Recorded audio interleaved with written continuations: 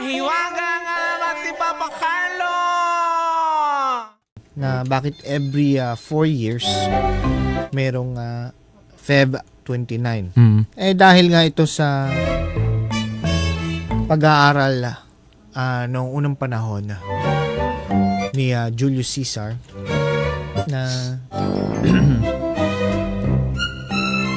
Julius Caesar, Roman general yan.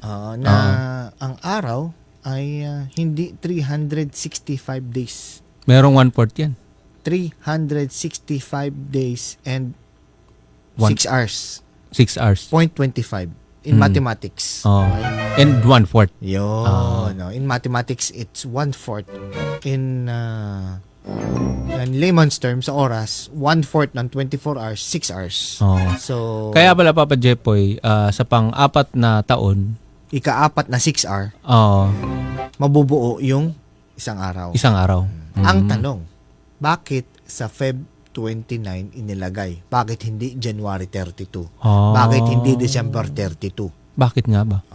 Kasi, nung unang panahon, anong taon yun? Meron tayong tinatawag na Roman calendar. Roman calendar. Anong taon yan, Papa Carlo, ginamit? 738, tama ba? BC? 738 BC. 38 BC. Yan, Roman calendar, Papa Carlo. Sige, take it away. Pero explain ko muna, Papa Jepoy, kung bakit ba talaga nagkaroon ng kalendaryo. Para saan ba yung kalendaryo? Yan. Noong ipinanganak itong, or nung nabuhay yung tao, yan, Adam and Eve, wala pang mga kalendaryo. Nagkaroon sila ng mga anak. So, dumami yung tao. Ngayon, yung mga tao, nagkaroon ng unti-unting pag-iisip ba? Nagkarelasyon. So, ibig sabihin, pag nagkarelasyon ka, so, nagsiselebrate ka ng tawag nito, birthday, anniversary, mansary. Ngayon, nag-aaway yung magjowa. Nagalit yung babae. Kasi, hindi niya naalala yung mansary. Sabi niya, ano pinagsasabi mo?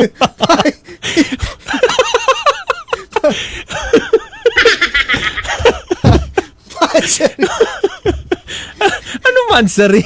Ibig sabihin, nung unang panahon, nag-aaway sila? Nag-aaway sila. Dahil lang sa anniversary? Na anniversary? Ha? Sabi niya, anong pinagsasabi mo? Sabi niya, mansary natin ngayon. Paano mo nalamang mansary natin ngayon? Anong basihan?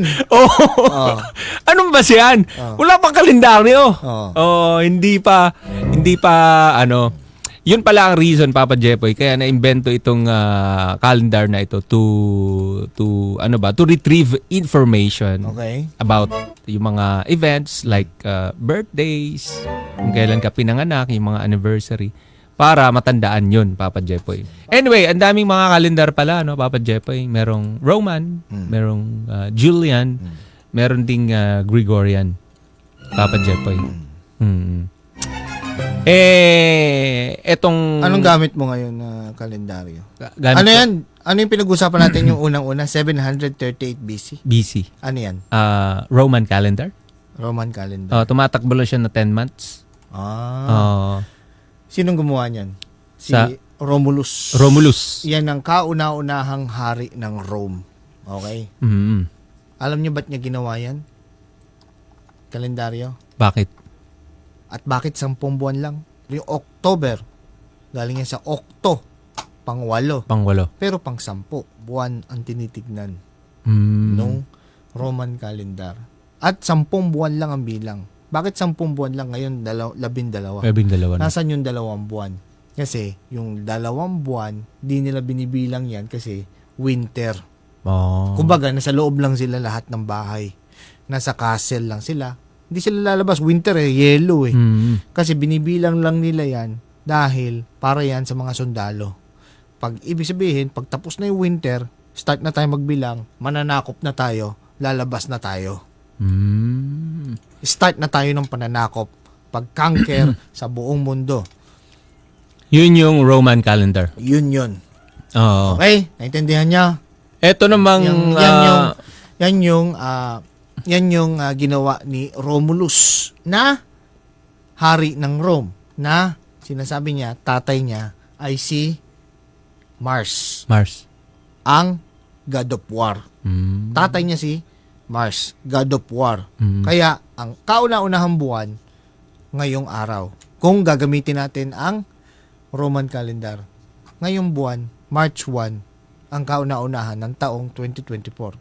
Hanggang sa ginamit na napalitan yung Julian calendar na yung kay Julius Caesar.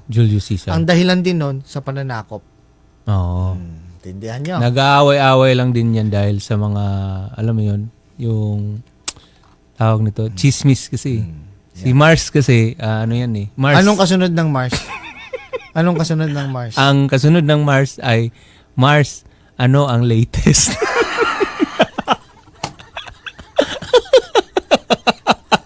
Gonggong. Mars. Di sumagot si Mars. Sumagot si Pars. Mars, pautang.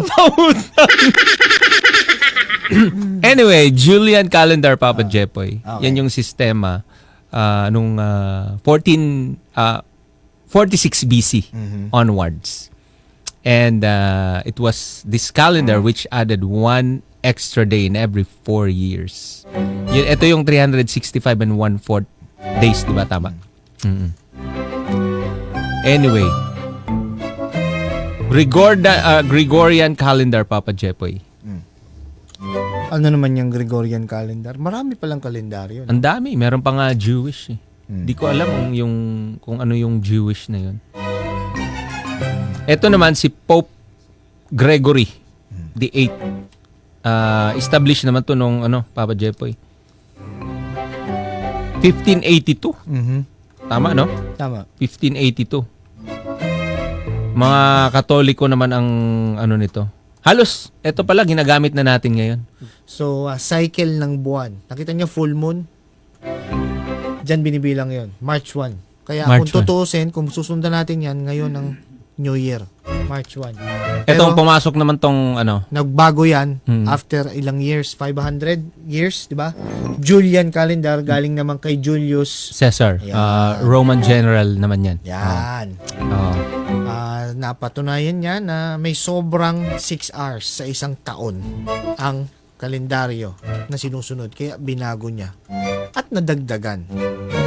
So kung susumahin mo nga, Papa Carlo, after 10 years, after 100 years, yung 6 hours na sumusobra, taon-taon, madadagdagan ng araw. Yan yun. So may mga pangalan yan. Yung mga pangalan ng buwan natin sa kalendaryo. Halimbawa, yung March. Yung Mars ay galing sa tatay ni Romulus. April, ibig sabihin yan, aperi. Ibig sabihin yan, to open. Kasi tapos na yung winter, March na, magbubuka ang mga bulaklak. Aperi. April. Kaya ang tawag pag kumakain ka sa restaurant, bago ka kumain, anong sisimulan? Appetizer. Sige. Si Pope naman, pinalitan niya rin yung kalendaryo. Ano nangyari naman ngayon kay Pope Gregory? Kwento mo, Papa Carlo. Ito, Papa Jepoy, the Julian calendar was replaced noong 1852. Ito na nga, si Pope Gregory the 8th. And itong mga advisors niya, after they found an error of the leap years and 11 minutes of the year was off. Adding 10 extra days more than it needed by that time. Yun yung sinasabi ko. Na kung susumahin mo taon-taon, 10 years, 100 years, so sobra yung araw, magkakamali ng bilang. So, importante yung decimal. Okay? Sige. At nung sinabi niya yan, etong halos, etong mga Katoliko, eto na yung sinunod talaga. Hanggang sa ngayon, nowadays. Pero dito sa Pilipinas kasi, usually kasi Papa Jepoy, like sa amin, sa bahay, ibang kalendaryo. Iba-iba na rin talaga yung mga paniwala eh. Ang daming kalendaryo actually. Ano yung una? Roman calendar, Julian. Tapos Gregorian. Tapos ano yung sabi mo? May meron isa pa Jewish calendar. Tapos meron pang Chinese. Meron pa Chinese. Yung lunar calendar. Yan din yung Roma actually. Yung Chinese, di ba kita mo may Chinese New Year. So, iba-iba yung calendar na ating ginagamit.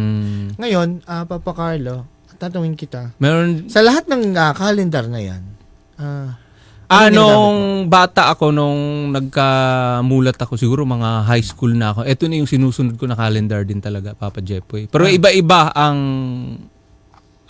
ano dito ba? Kumbaga featured dito sa calendar na ito. Iba-iba. Iba. Ibig sabihin na, di ba sabi ko nga, may March. Kung sa Roman, March ang umpisa. Oo. So, yung sa calendar mo, anong fini-feature niya? Ha? Anong featured niya? Ito. Teka lang. Yan ang sinusundan. Anong kalendaryo yan?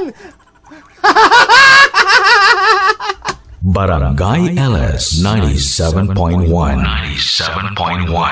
Forever Number 1